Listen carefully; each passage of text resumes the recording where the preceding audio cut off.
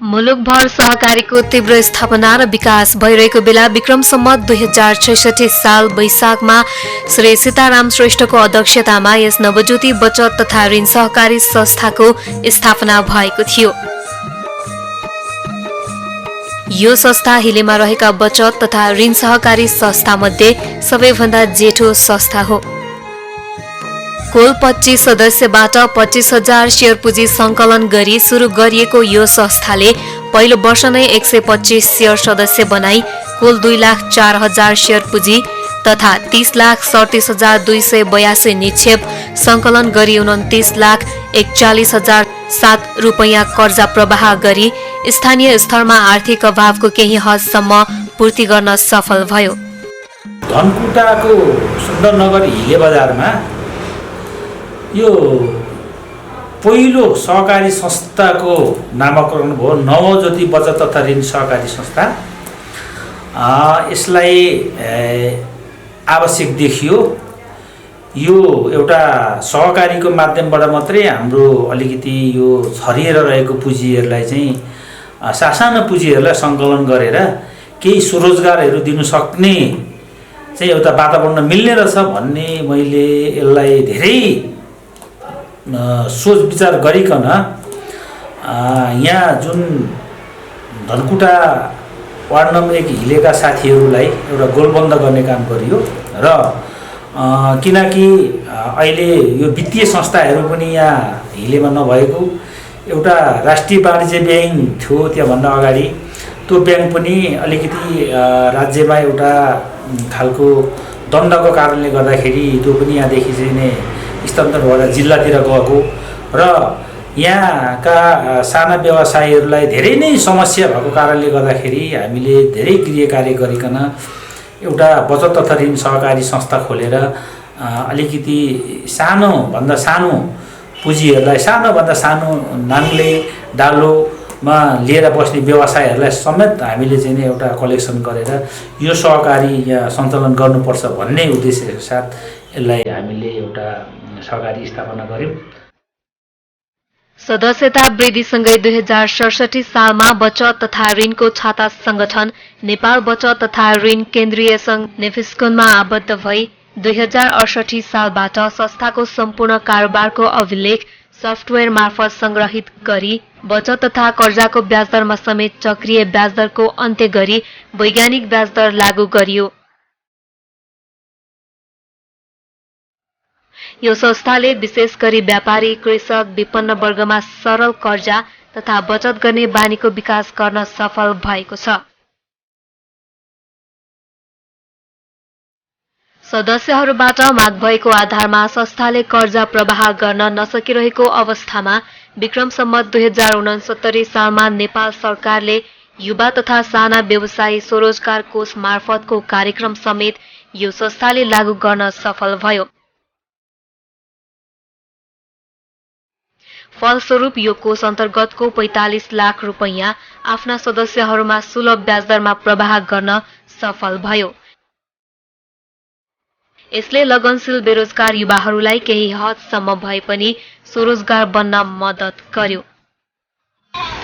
यसले चाहिँ आफैलाई रोजगारीको सिर्जना गरे। सुरुमा मसँग होइन त्यस्तो पुँजीहरू थिएन, पुँजीको अभावमा अलिकति लगानी गर्न सकिएको थिएन। तर सहकारीमा बचत गर्दै गर्दा अलिअलि अब ऋणले केही पनि नहुने होइन, घाँस पनि किन्नुपर्छ, अलिकति पर्याप्त मात्रामा त्यो दाना पानी भएन भने वस्तु पालेपछि केही फाइदा हुँदैन कि। पछि स्वरोजगारले चाहिँ एउटा गाई किनिकन फेरि त्यहाँबाट अर्को यो त्यहीँबाट नर्सरी पनि गर्न सुरु गरेँ। मिनिमम पनि 15,000 त अनिवार्य नै हुन्छ। अहिले चाहिँ 20-22,000 कहिलेकाहीँ 25,000 मासिक आम्दानी हुन्छ दुधबाटै। अनि बाख्राहरू पनि मैले राम्रै अलिक उनीहरू जत्तिकै पालेर अनि बोका खसी बेचेरै पनि त्यहाँबाट नि आम्दानी हुन्छ, त्यो फाल्टै हो। अनि कृषिबाट अनि दैनिक जसै सब्जीहरू बेच्छु, मलको पनि खाएको छैन, धेरै राम्रो सपोर्ट गरिरहेको छ। जस्तो अब खर्च प्रवाह गर्दाखेरि पनि निकै सजिलो हिसाबले नै हामीले प्राप्त गऱ्यौँ। प्लस अब हामीले 3 महिनामा सबै ब्याज तिर्नुपर्ने कारणले गर्दाखेरि अलिक त्यसको लागि पनि किस्ता तिर्नलाई पनि सहज नै छ। थोरै बाहिरी अलिकति ठुला ब्याङ्कहरूदेखि ऋण लिँदाखेरि चाहिँ हामीलाई थोरै अलिकति समस्या नै हुन्थ्यो। अब कर्जा परवाह गर्ने समयदेखि लिएर त्यसको किस्ता ब्याज तिर्ने समयको कुरा हेर्ने हो भने यो धेरै नै सहज छ। साथै थोरै रकम भयो भने निकै प्रभावकारी नै छ जस्तो लाग्छ मलाई यो। साथै अब हामीले सम्पूर्ण कर्जा चुक्तापछि पूर्ण 60% जस्तो ब्याज चाहिँ हामीले फिर्ता पाउने रहेछौँ। त्यो अझ राम्रो पछि जस्तो लाग्छ मलाई यो स्वरोजगार कोषको। हामी जस्तै केही गरौँ भन्ने आफ्नै स्वदेशमा केही गरौँ भन्ने युवाहरूको लागि चाहिँ थोरै यो रकम चाहिँ अलिकति अपुग भयो जस्तो मलाई लागेको छ, मलाई महसुस भएको छ। त्यसमा अब संवैधानिक निकायले बढाउने ठाउँ कतिको छ त्यो मिलाएर बढाइदिए अझ राम्रो हुन्थ्यो। अहिले सस्ता आर्थिक अभावका कारण व्यवसाय गर्न नसकिरहेका युवालाई विदेश पलायन हुनबाट रोकी यही उद्यम गर्न प्रेरित गर्ने अभियानमा लागेको छ। स्वरोजगार कोषबाट मात्र नभई संस्थाले आफ्नै पुँजीबाट समेत उद्यमीलाई स्थानीय स्तरमै केही गर्न प्रोत्साहन गरिरहेको छ। यो हाम्रो नवज्योति सहकारीलाई चाहिँ विशेष धन्यवाद दिन्छु, किनभने मलाई यतिको ठाउँसम्म पुर्याउनु भएको सहकारीकै भूमिका छ। मैले पहिले सुरुमा भनेको यो दोकान गर्दा 80,000बाट सुरु गरेँ। त्यहाँ गर्दाखेरि अनि मैले अब सहकारीमा पैसा अलिअलि जम्मा गर्दै गएँ।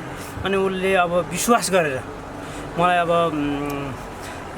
2 जनाको नाउँमा 5 लाख 6 लाखसम्म पैसा दियो। त्यसैले रोटेसन गर्दै गर्दै बढाउँदै मैले यतिको भएँ। जस म आफू सफलता चाहिँ विशेष आधा भूमिका चाहिँ म सहकारीलाई दिन्छु। थोरै पैसा कमाएर पनि धेरै एकैपल्ट ऋण लिन सकेको रहन्छ होइन। हामीले एक सय गरेर हामीले जम्मा महिनाको 3,000 जम्मा गरिन्थ्यो भने हामीले अब बचत गर्दाखेरि 3,000 गर्दा 36,000 जति लगभग 30,000 जति जम्मा भयो भनेदेखि लगभग हामीले अब 1 लाख जति हामीले निकालेर अब अरूको के अरे हामीले ऋण तिर्न सकिँदो रहेछ होइन।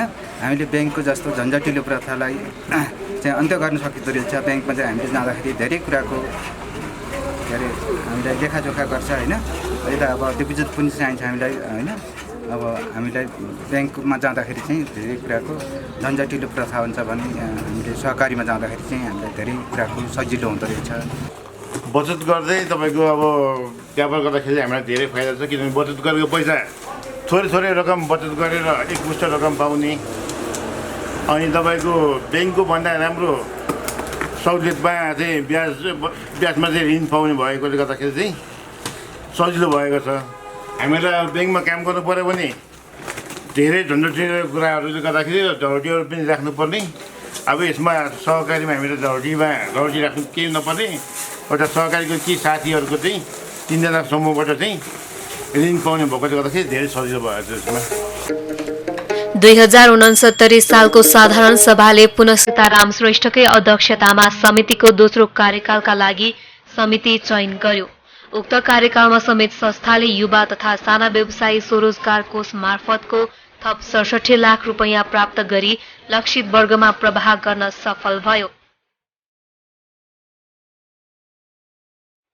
यति बेलासम्म संस्थाले दैनिक कार्य सञ्चालनको लागि आवश्यक कार्यालय, कम्प्युटर अपरेटर तथा संकलक लगायतको आवश्यक कर्मचारीको जोहो गरिसकेको थियो।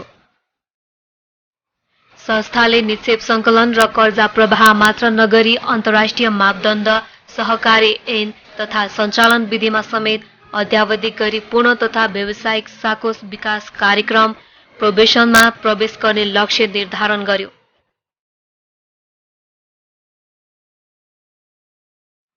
यस कार्यक्रमका सूचकहरूलाई पछ्याउने क्रममा नीति निर्माण तथा कार्यान्वयन, कार्यविधि तथा रणनैतिक अवधारणा अवलम्बन गरी लक्षित कार्यक्रममा पुग्न प्रयत्नरत रहेको छ। संस्थाको कार्यक्षेत्र धनकुटा नगरपालिका भए पनि केही ओडा बाहेक अन्य स्थानमा संस्थाले आफ्नो गतिविधि गर्न सकिरहेको छैन। संस्थाले आगामी दिनमा यसलाई विस्तार गर्ने समेत योजना बनाएको छ। संस्थाले वित्तीय सेवाका अतिरिक्त सामाजिक, शैक्षिक, खेलकुद, दैवी प्रकोप जस्ता क्षेत्रमा समेत सहभागिता जनाई आफ्नो सामाजिक उत्तरदायित्व समेत वहन गर्दै आएको छ। संस्थाको 2073-74 को साधारण सभाबाट धीरेन्द्र थिङको अध्यक्षतामा पुनः अर्को सञ्चालक समिति निर्माण भयो। यो समिति समेत संस्थालाई गतिशील र पारदर्शी बनाउन प्रयत्नशील छ। मैले अहिले जुन एउटा नवज्योति बचत ऋण सहकारी संस्थालाई जुन एउटा ऐन कानुनको हिसाबले जुन तरिकाले हिँडाउनु पर्ने थियो त्यसमा अहिले हामी हिँडिरहेका छौँ र हाम्रो नवज्योति बचत तथा ऋण सहकारी संस्थाको चाहिँ प्रोबेसन कार्यक्रममा लाने मेरो लक्ष्य छ र त्यस कार्यक्रम अन्तर्गत हाम्रो कार्य भइरहेको छ र हामीले नवज्योति बचत ऋण सहकारी संस्थाबाट हामीले युवा तथा साना बेरोजगार कोषबाट हामीले रकम पनि उपलब्ध गराएका छौँ।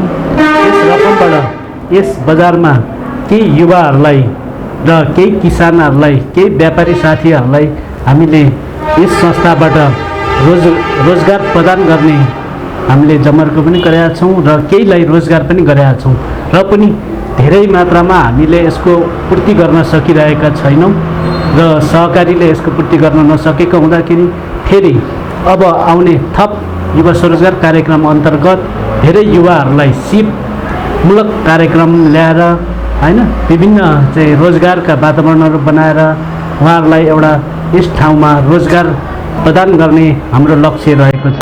25 सदस्यबाट सुरु भएको संस्था आज 711 शेयर सदस्य, 31,10,000 शेयर पुँजी र 6,52,66,827 चुक्ता पुँजी रहनु यसैको परिणाम मान्न सकिन्छ।